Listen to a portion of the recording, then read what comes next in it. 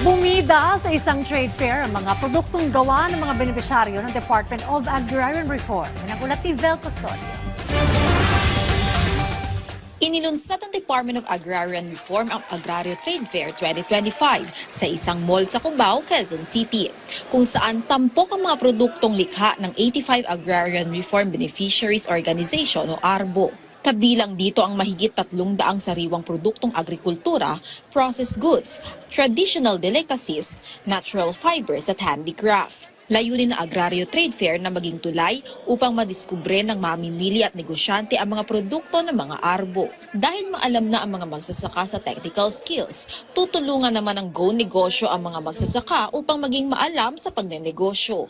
Yung programa namin sa Go Negosyo is moving around the country together with the First Lady's Love for All.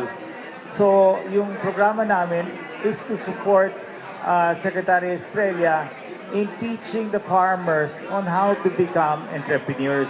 Magkatuwang naman ang Land Bank of the Philippines at AgriSenso Plus para sa capital loan, machineries at iba pang mga pasilidad na kinakailangan ng mga magsasaka para sa pagsisimula ng negosyo. Tiniyak ni Agrarian Reform Secretary Conrado Estrella III ang sustainability ng mga raw materials kagaya ng abaka, niyog at saging, lalo na't matitibay ang mga ito mula sa mga bagyo at pamimeste. The approach is that there is a certain type of abaca which is more prolific and the quality is a lot better than ordinary abaca. Do you know that they use this in other countries like Germany as part of their bills? Yung pera nila, believe it or not. Nakaalalay din ng Land Bank sa mga miyembro nitong magsasaka para sa recovery loan na hanggang 10,000 piso kung sakali mang maapektuhan ang kanilang hanap buhay. Bukas ang Agrario Trade Fair hanggang December 5. Tiniyak ng Department of Agriculture na nasa sustainable level ang tuna stock ng Pilipinas kahit na mas pinaigting pa ang paglilimita sa paghuli ng mga lamang dagat alinsunod sa umiiral na conversion and management measures ng Western Central Pacific Fisheries Commission o WCPFC. There is an ongoing project by the WPEA where the Philippines, Indonesia, and Vietnam are participating.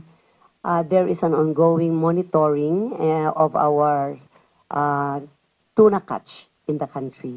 And so far as the chairman has stated, the level of our highly migratory fish stocks are at a sustainable level. Nananatiling mataas ang Philippine tuna exports kung saan nakapagtala ng mahigit 130,700 metric tons export data ang bansa. 7% ng tuna catch sa Western and Central Pacific ay nagmumula sa Pilipinas kung saan pinakamataas na supply ng bansa ay ang skipjack at yellowfin. Sa pangunguna ng Bureau of Fisheries and Aquatic Resources, ang Pilipinas ang mag-host ng 22nd regular session of Western Central Pacific Fisheries Commission simula December 1 hanggang 5, kung saan pagtutuunan sa 5 araw na sesyon ng ilan pang mga hakbang para sa long-term sustainability ng tuna at iba pang mga migratory fish stocks sa Western at Central Pacific. Vel Custodio para sa Pambansang TV sa Bagong Pilipinas.